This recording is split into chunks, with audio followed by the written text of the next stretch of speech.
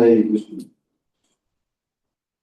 आज का श्लोक निरते नाम पश्चात तया याति पुरंजनः वैशसं नाम विषयं लुप्त केवल।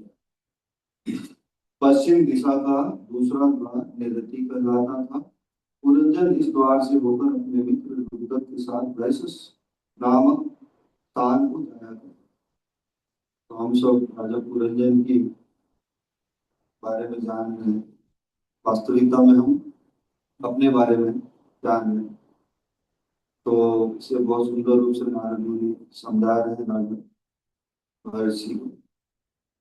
और इस प्रकार जीवात्मा इस भौतिक ट्रैप जंजाल में फंसता है। तो बहुत ही सुंदर उसे एक शरीर मिला है जिसमें 9 द्वार हैं, जिसके बारे में हमने पहले चर्चा किया। और इस 9 द्वार द्वारा वो इंद्रिय तृप्ति में लगते हैं। इंद्रिय तृप्ति भी इस 9 द्वार से होती है। और जब जीवात्मा इस शरीर को त्यागता है तो इसी 9 द्वारों के माध्यम से जाता है। शरीर को त्याग इसी 9 द्वार के द्वारा त्याग। तो यहाँ पे हम अलग अलग द्वार को अलग अलग दिशाओं के माध्यम से हमने पहले पिछले श्लोकों में जाना। तो आज का जो है ये द्वार कौन सा है? इस द्वार को क्या कहा गया है? निर्गति, है ना। तो यहाँ तात्पर्य बताने यह संकेत बुधा के लिए बुधा को नाक, कान तथा आंख की पश्चिम दिशा में स्थित माना जाता है। तो अभी हमने पूर्व में जो हमारे 5 इंद्रियां हैं, आंख और मुख, उसके बारे में जाना। दक्षिण दिशा और उत्तर दिशा में जो हमारे कान है उसके बारे में जाना। तो अभी ये हमारे जो लुप्त जो यानी अंडरग्राउंड इंद्रियां हैं उसके बारे में यहाँ पे विश्लेषण। तो पिछले श्लोकों में हमने जाना आसुरी प्रवृत्ति, सूर और असुर के बारे में कल हमने जाना। माता जी ने बहुत सुंदर रूप से समझाया कि सूर्य के कार्यकलाप कैसे होते हैं और असुर के कार्यकलाप कैसे होते हैं। और हर द्वार में जाने के लिए इसके मित्र होते हैं साथ में, जो आपको इस द्वार के द्वारा ले जाते हैं और ले आते हैं। तो अनेक प्रकार के शरीर हम धारण करते हैं इंद्रिय तृप्ति के कारण। हम हमारी जो भोग लालसा है, भोग भोगने की जो इच्छा है, उसी के कारण हम नाना प्रकार के योनियों में भ्रमण करते हैं, है ना। तो ये इंद्रियां कितनी प्रबल है। वास्तविकता में हमारा जो हम माना जाए तो अगर ये हमारा जो शरीर हमें जो प्राप्त हुआ है ये इंद्रिय भोग के कारण ही प्राप्त हुआ है। पर मनुष्य जीवन में हमें इसी इंद्रियों के द्वारा कैसे हम ऊंचे लोक तक जाएं, ये उसका मार्ग है। पर क्या होता है जब हम प्रकृति के गुणों के अधीन यानी उसके संपर्क में आते हैं तब क्या होता है, हम वापस से बंध जाते हैं, ट्रैप हो जाते हैं। तो यहाँ हम देख रहे हैं तो उसको अलग अलग तरीकों से हम जस्टिफाई करते हैं। कुछ लोग कहते हैं अरे हम पाप कर्म नहीं कर रहे हैं पर हम कर्म कर रहे हैं। भगवत गीता में भगवान ने कहा है कर्म करो। तो उस कर्म को हम अपनी तरह से जस्टिफाई करते हैं, न कि शास्त्र के अनुसार। वास्तविकता में शास्त्र में दिया गया है किस प्रकार अपने जीवन को व्यतीत करें या जिए। अगर हम अपने मनोभाव से अपने इंडिपेंडेंटली हम इसका उपयोग करेंगे तो ये हमें एक ट्रैप में फंसा देता है और बार बार हम इस जन्म मृत्यु जरा व्याधि के चक्कर में फंसे रहते। तो यहाँ पर बताया गया है कि पश्चिमी द्वार, जैसे कि हम लोग प्रभुपाद जी के प्रणाम मंत्र में पढ़ते हैं, पाश्चात्य देश आगे, पाश्चात्य देश जो पश्चिमी देश है वहां पर ज्यादा इंद्रिय तृप्ति की चीजें हैं। बहुत इंद्रिय तृप्ति की जो ज्यादा चीजें हैं और वहां के लोग जो होते हैं वो ज्यादातर इंद्रिय तृप्ति में लगे होते हैं। इसलिए पिछले श्लोक में हम देखते हैं ये खाली प्रभुपाद जी के प्रणाम मंत्र में नहीं आता है, चैतन्य चरितामृत में चैतन्य महाप्रभु भी बोलते हैं पश्चिमेर लोक सब मूढ़ अनाचार। पश्चिम देश में ज्यादातर क्या होते हैं, जितना ही पश्चिम चलते जाइए लोग आध्यात्मिक जीवन में उतने ही कम रुचि रखने वाले होते हैं।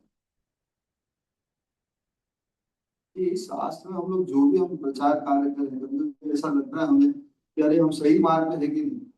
पर जब हम शास्त्र का अध्ययन करते हैं तो हमें पता चलता है।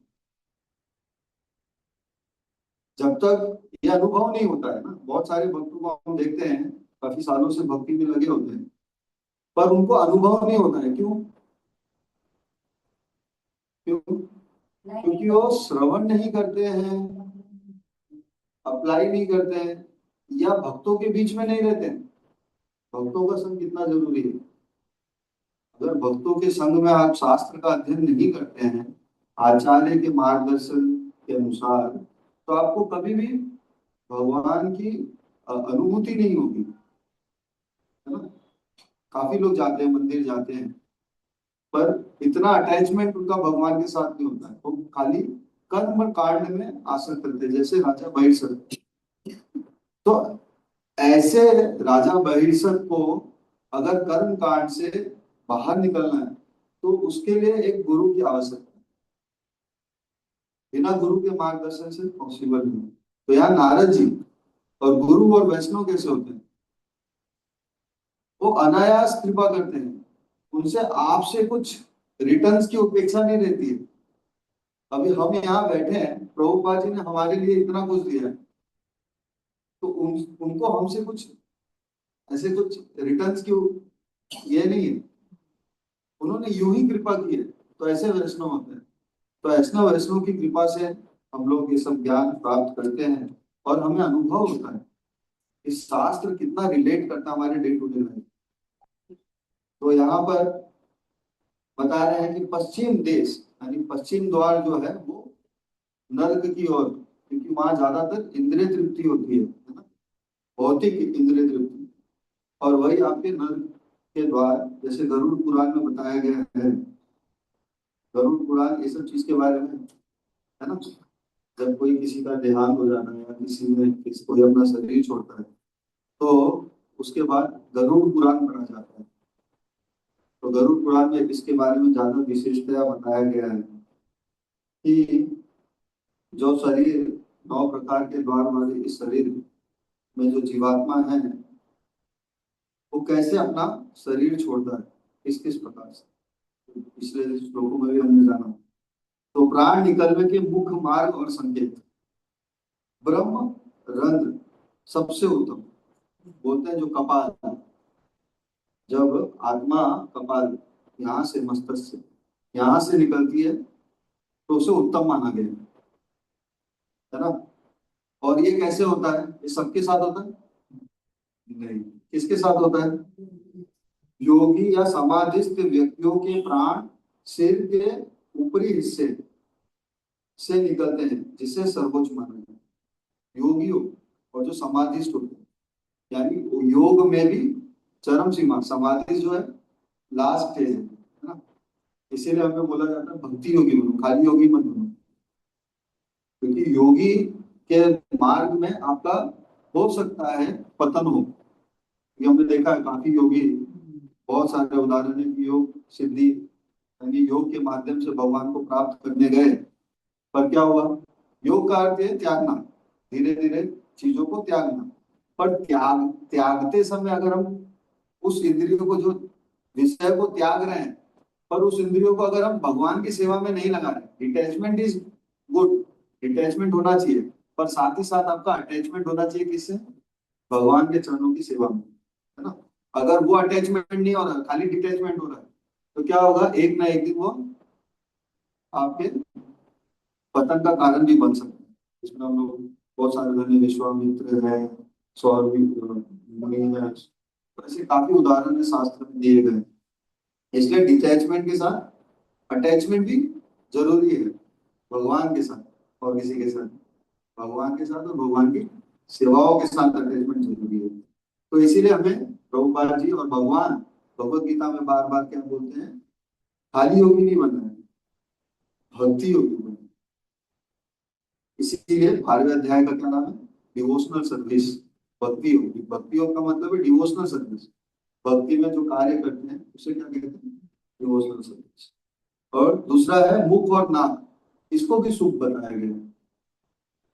जो लोग धर्म, ईमानदारी और भक्ति के मार्ग पर चलते हैं उनके प्राण मुख या नाक से, नाक से हम क्या कार्य करते हैं, श्वास लेना, श्वास छोड़ना, हाँ, और सुगंध लेना। तो यहाँ से जो प्राण जब निकलता है या मुख से जब प्राण निकलता है तो उसे भी शुभ माना गया। और तीसरा आंखें कान, इससे मध्यम स्तर पे कहा गया। सांसारिक मोह में फंसे हुए लोग, मैं, मेरा परिवार, हाँ, बस इसी में लगे हुए हैं, है ना, और सिर्फ इंद्रिय तृप्ति में लगे हुए हैं। प्राण अक्सर आंखों या कान से निकलते हैं। इसलिए हम देखते हैं बहुत बार जब प्राण निकलता है आंखें उलट जाती हैं, आंखें खुली रह जाती हैं। क्यों? क्योंकि और देखने की इच्छा है उनको, और पाने की इच्छा है, उनका अटैचमेंट है, वो अभी तक डिटैच नहीं हुए।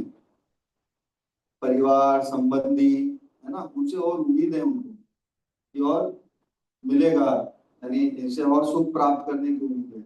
इसलिए हमें सांसारिक,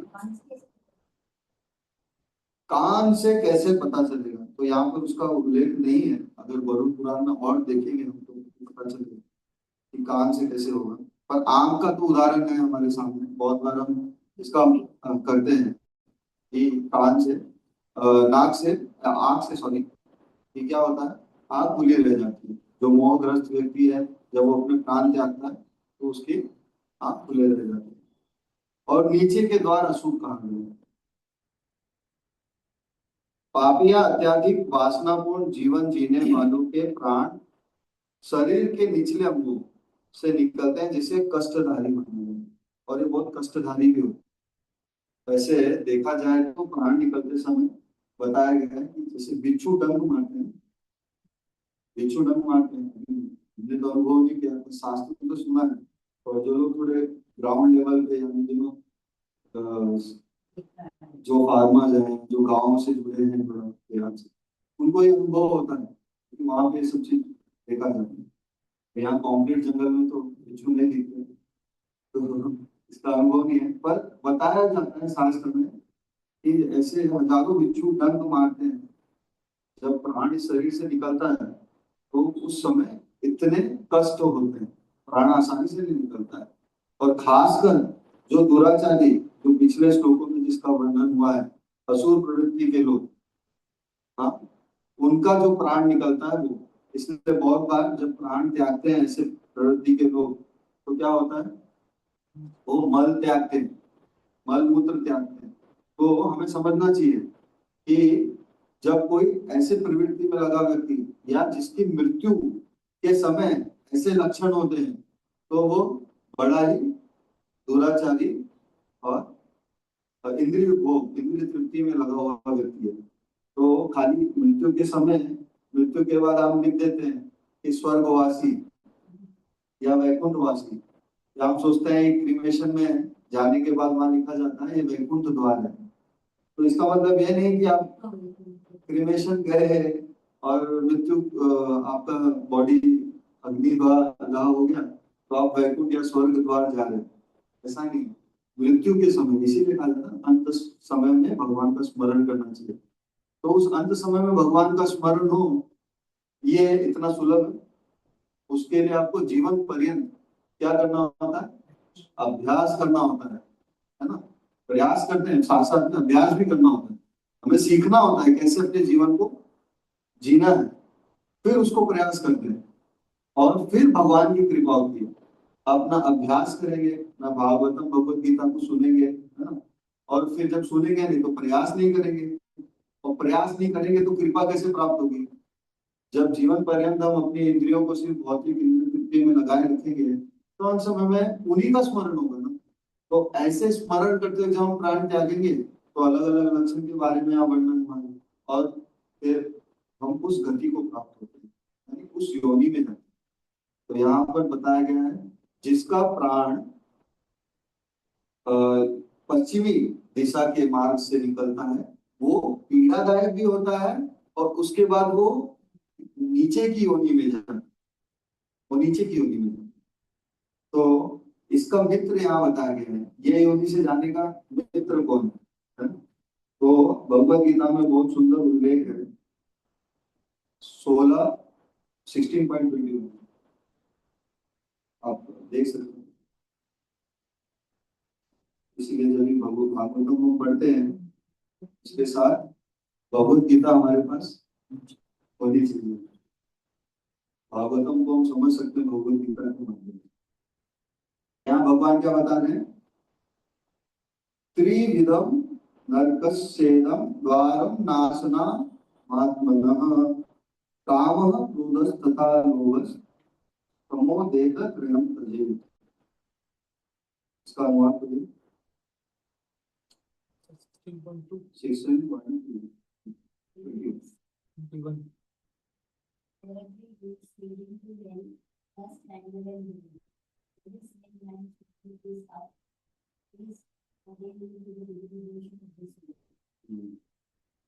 नरक के 3 द्वार बताए गए हैं। कौन कौन से?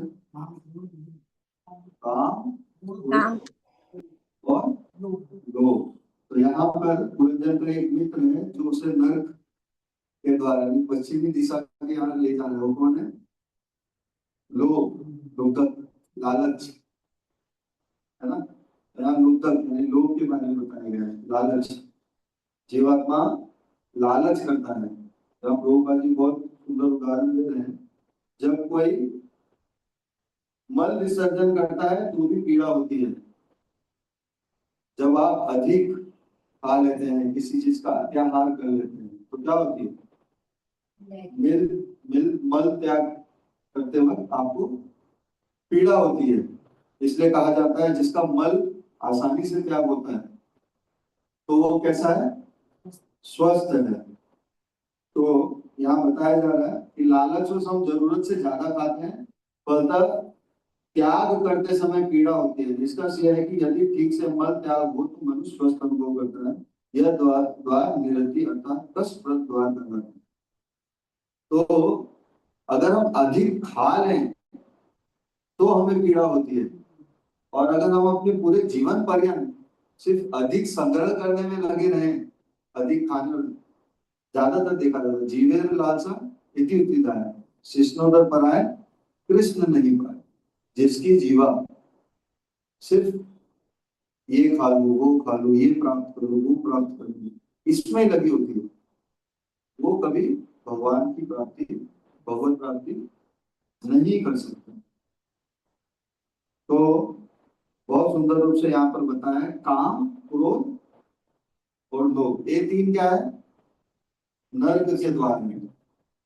जो ये 3 चीजों में अगर व्यक्ति लगा होता है उसकी भगवत प्राप्ति की कोई चांसेस नहीं है। तो काम क्या है? सेंस ग्रेटिफिकेशन, जो हमने पिछली बार देखा कि आसुर प्रवृत्ति के लोग क्या होते हैं? काम वासना में एकदम लिप्त होते हैं, और जब उनकी काम वासना पूर्ण नहीं होती तो उन्हें क्या होता है? गुस्सा आता है। वो भी पतन का कारण है, क्योंकि जब गुस्सा आता है तो क्या होता है? आपकी जो सेंसेस आपके आउट ऑफ कंट्रोल हो जाते हैं और आप मोहग्रस्त हो जाते हैं, अटैच्ड हो जाते हैं। तो मोहग्रस्त होने के कारण भी आपने देखा है यहाँ पर ऐसी दशा होती है। तो जिसमें तीसरा जो है वो क्या है? द्वार लोभ।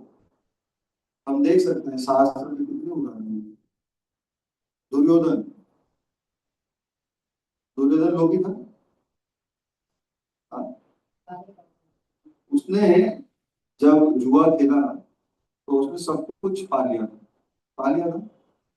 उसे हमेशा अपने जीवन पर्यंत यह था कि वो भी राजा पुत्र था, उसको भी राजा के जो सुख सुविधा उपलब्ध होते हैं उसे सारे सुख सुविधा उसको भी प्राप्त थे, उसको किसी चीज की कमी नहीं थी।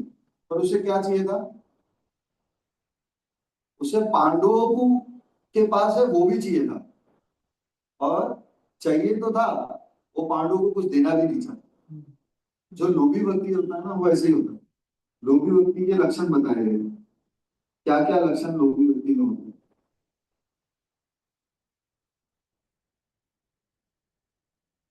लोभी व्यक्ति हमेशा असंतोष होता है, वो कभी संतुष्ट नहीं होता। लोभी व्यक्ति के पास जितना है वो उसमें कभी खुश नहीं रहता, और उसे हमें अधिक पाने की हमेशा लालसा रहती है, जिसके लिए वो अत्यधिक प्रयत्न करता है, अत्यधिक प्रयास करता है। ये जीवन हम देखते हैं प्रयास करने में ही लगा है। जो मिला है उसमें संतुष्ट नहीं है, उससे और जाना चाहिए। कोई भी व्यक्ति, चाहे वो बहुत ही बड़ा व्यक्ति हो, उसे और कुछ पाने की, जैसे किसी के पास अभी साइकिल है, हाँ? जो पैदल चल रहा है सोचता है अगर साइकिल हो जाए तो मैं थोड़ा सुखी हो जाऊंगा, हाँ? फिर वो और प्रयास करता है, फिर साइकिल आ जाती है, फिर वो देखता है अरे साइकिल में इतनी मेहनत है ना, तो अगर मेरे पास बाइक आ जाए तो मैं और सुखी हो जाऊंगा। तो फिर और प्रयास करता है, और अधिक प्रयास करता है कि बाइक आ जाए, है ना? फिर बाइक आ जाती है, फिर वो सोचता है अरे इतने धूप में मैं बाइक में चलता हूँ, बारिश में भीग जाता हूँ, हाँ इतनी गर्मी होती है, थोड़ा और अधिक प्रयास करूंगा तो क्या होगा, फोर व्हीलर ले लूंगा।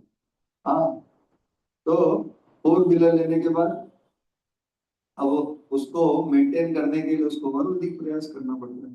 तो कैसे होता है, हम लोग और प्रयास करते जाते हैं, इंद्रिय तृप्ति कभी खत्म नहीं होती है। पर जो संतोष, जो भक्ति योगी होता है, उसे पता है अगर मैं कुछ कार्य कर रहा हूँ, इसमें अगर मुझे भगवान की सेवा में हो रहा है तो ठीक है। पर हम लोग अधिकतर क्या सोचते हैं, भगवान से बोलते हैं, जो कर्मी होते हैं भगवान से मांगते हैं सुख सुविधा की चीज, तो वो बोलते हैं अगर मुझे ये मिलेगा तो मैं आपकी सेवा में लाऊंगा। हमने देखा है बहुत बार ऐसा होता है कि भक्त भी ऐसी इच्छा करते हैं कभी कभी कि भगवान मुझे ये अगर चीज मिलेगी तो मैं इससे आपकी सेवा करूंगा। पर क्या होता है, जैसे वो चीज मिलती है वो भगवान को भूल जाता है, स्वाभाविक है। देखा गया है काफी लोगों को। आपने भी अनुभव किया होगा, कुछ चीजें आपने भगवान से इच्छा प्रकट की हो, है ना, पर वो मिल जाने के बाद क्या होता है, उससे आप और अटैच हो जाते हैं। और जैसे अगर आपके पास गाड़ी है तो आपने इच्छा की थी कि जब हर संडे में मंदिर जाऊंगा, पर अब वो गाड़ी आ गई, अब कहाँ जाते हैं हम बीच पे जाते हैं, हाँ रिसोर्ट जाते हैं, बीच जाते हैं, मंदिर नहीं जाते।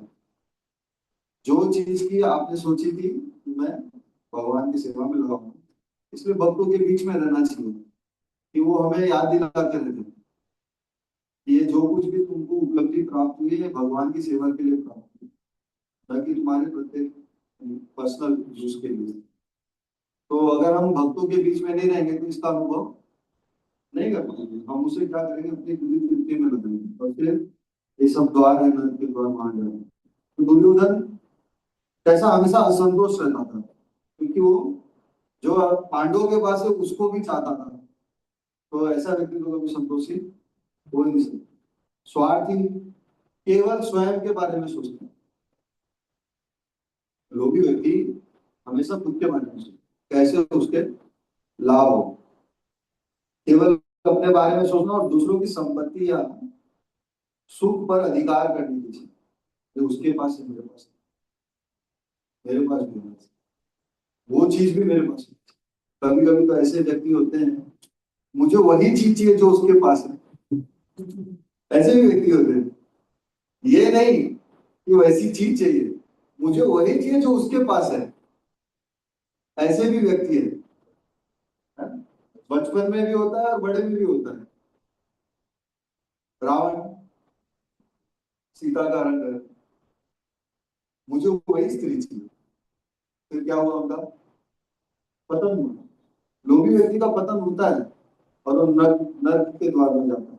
इसलिए हमें दूसरे से कभी ईर्षा नहीं करनी चाहिए और दूसरे की चीज को पाने की इच्छा नहीं करनी चाहिए। तो अनैतिकता उसके जीवन में कोई आचरण नहीं होता। वो हमेशा क्या करता है, अपने लक्ष्य को पाने के लिए झूठ बोलता है। अगर कोई व्यक्ति अपने लक्ष्य को पाने के लिए झूठ बोलता है तो वो भी लोभी है। ये भी लोभी व्यक्ति के लक्षण है। धोखा देना, मिलावट करना या गलत तरीके से धन कमाना, ये सभी लोभी व्यक्ति के लक्षण हैं। वस्तुओं के प्रति तीव्र आसक्ति होना और उसकी संख्या बढ़ाने के लिए निरंतर इच्छा। कैसे इंद्र तृप्ति को अधिक से अधिक, इंद्र तृप्ति ऐसी चीज है, इच्छा वो कभी खत्म नहीं होती। इसका उदाहरण शास्त्र में कैसे दिया है, अग्नि में घी डालने से। आप सोचेंगे कि मैं जीवन का पूरा इंद्र तृप्ति कर लूं फिर मैं सुखी हो जाऊं, तो पॉसिबल है? नहीं पॉसिबल। फिर भी आपको ये तृष्णा और बढ़ाते जाएंगे। ये उसी प्रकार है जिस प्रकार अग्नि में आप घी डाल देते। इसीलिए भगवत गीता और भागवत हमें हमेशा क्या बताता है, त्याग, त्याग करने की बात बताता है, न कि अधिक से अधिक भोग करने की। और दूसरे के धन को छीनने की भावना, जैसे हिरण्यकशिपु, अभी हमने प्रहलाद महाराज की कथा में सुना, क्या इच्छा थी उसकी हमेशा, पूरे संपूर्ण जगत, तीनों, हाँ, पूरे ब्रह्मांड में, तीनों लोग पूरे ब्रह्मांड में सिर्फ उसकी ही सत्ता है और किसी की नहीं। तो ऐसे व्यक्ति का फिर क्या होता है, खत्म होता है। बहुत अधिक ज्यादा किसी चीज के लिए प्रयास करते हैं हम, तो वो पतन का कार्य होता है। कहने का मतलब ये साफ शब्दों में, या आप किसी भी इंद्रिय तृप्ति के चीजों को आप सोचेंगे मैं जितना भोग लूं उतना मैं सुखी हो जाऊंगा, तो वास्तविकता में ये एक भ्रम है, ये पॉसिबल नहीं है। और इसीलिए यहाँ नारद जी भविष्य को राजा पुरंजन की कथा के माध्यम से ये बता रहे हैं। और इस श्लोक में प्रभुपाद जी लोग के बारे में कि किस प्रकार लालचवश हम किसी चीज को अधिक पाने की कोशिश करते हैं, तो हम अपने आप को यानी आत्मा को नर्क के द्वार से हम बाहर जाते हैं, जिसमें बहुत पीड़ा होती है, कष्टदायक होता है। अनुचित संचय, अनावश्यक रूप से वस्तुओं को जमा करना और उसका उपयोग करना। बहुत लोग होते हैं ना, सिर्फ जमा करते हैं, जमा करते हैं, इतने सारे स्कैम होते हैं। खाना कितना, टू जी, बीजी, कितना स्कैम होते हैं, अनेक प्रकार के स्कैम तो पता है। तो और फिर यूज क्या करते हैं, सोने के लिए आपको कितना बड़ा बेड चाहिए, कितनी जगह चाहिए, हाँ, 6x5, 6x4, इतना ही चाहिए।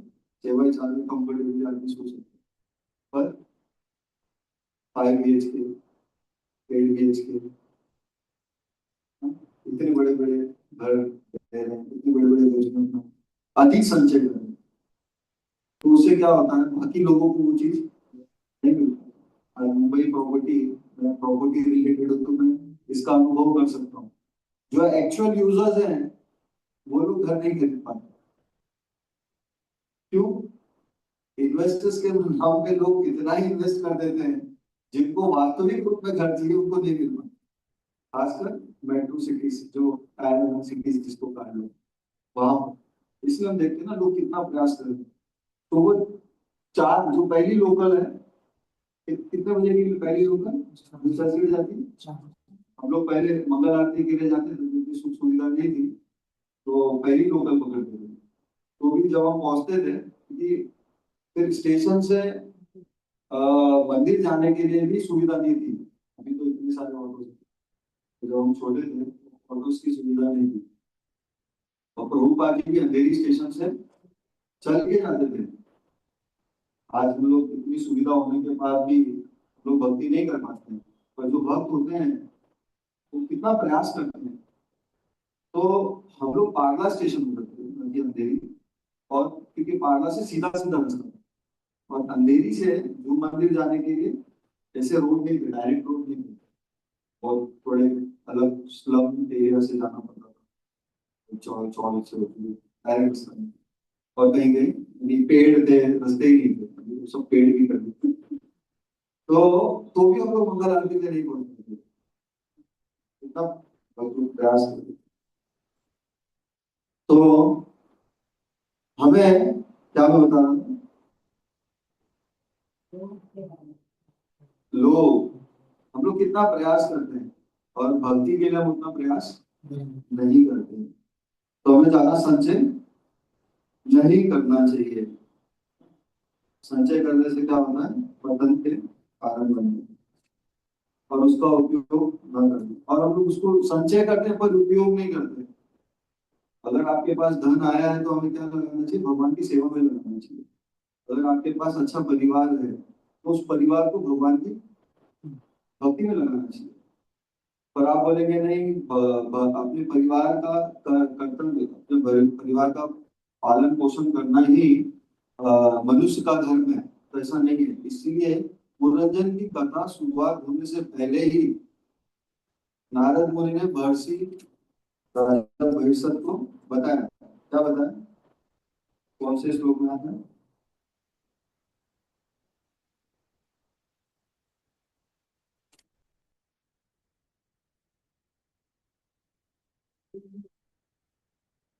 एक बार किसी को याद है?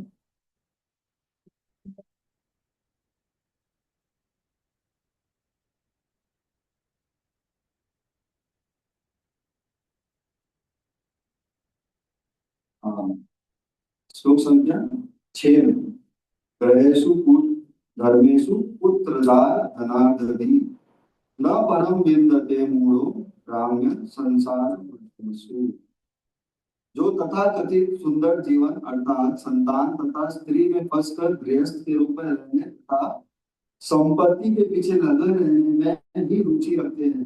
देखो, जो लोग सोच रहे हैं मैं तो कुछ पाप कर्म कर ही नहीं रहा हूँ, मैं तो अपने